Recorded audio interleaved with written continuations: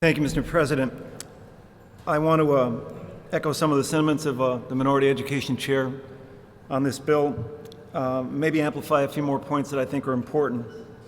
I didn't expect to stand on this bill, Mr. President, but I have voted on more than one occasion on this floor to expand the Educational Improvement Tax Credit Program, and I was proud to put up those votes because I support that program insofar as I believe it enables families across this state to send their children at their choice to private and parochial schools.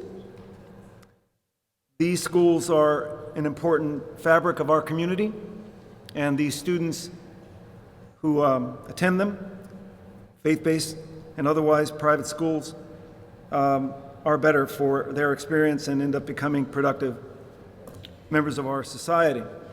I was a product of a parochial education for 8 years at St. Thomas Aquinas in Archibald.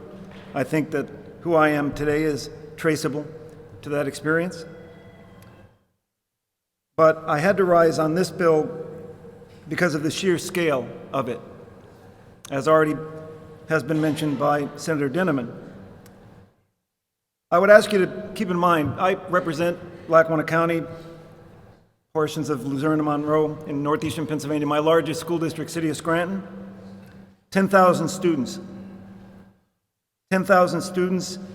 The per pupil investment of money in that district is $2,000 less per pupil than the state average. $2,000 less. That means that the district is underfunded to the tune of about $20 million a year. Now keep in mind that 2,000 figure. In the first year of this increase in EITC, as suggested by Senate Bill 800, it's $100 million. $100 million of additional foregone revenue to support the tax credits. There are about 50,000 parochial and private school students in Pennsylvania, so that increase is what? $2,000 per student. $2,000 per student. The $200 million in additional basic education funding requested by the governor in his executive budget and hopefully to be voted off this floor within the next week or so.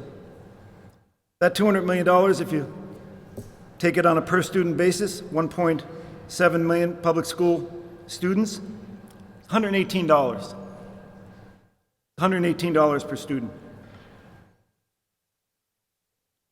This bill involves, as Senator Dinniman said, $600 million in foregone revenue over 10 years.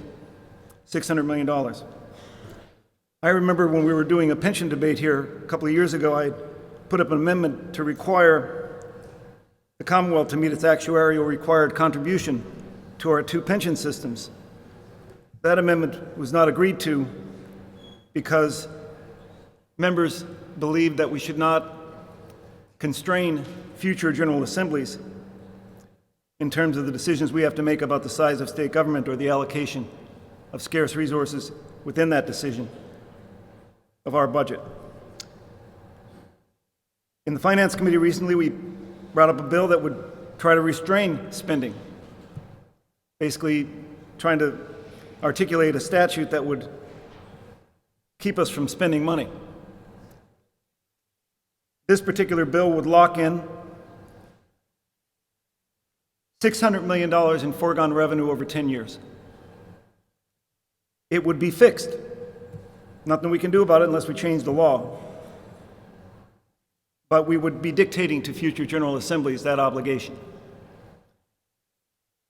I would again echo the sentiments of our Minority Chairman of Education that there are reasonable and responsible means by which to increase this particular tax credit program, Mr. President. But it is not done with any sense of equity when you consider the strain on our public education system of being underfunded right now. For that reason, I recommend a no vote, and I appreciate the opportunity to speak on the bill, Mr. President. Thank you. Thank you.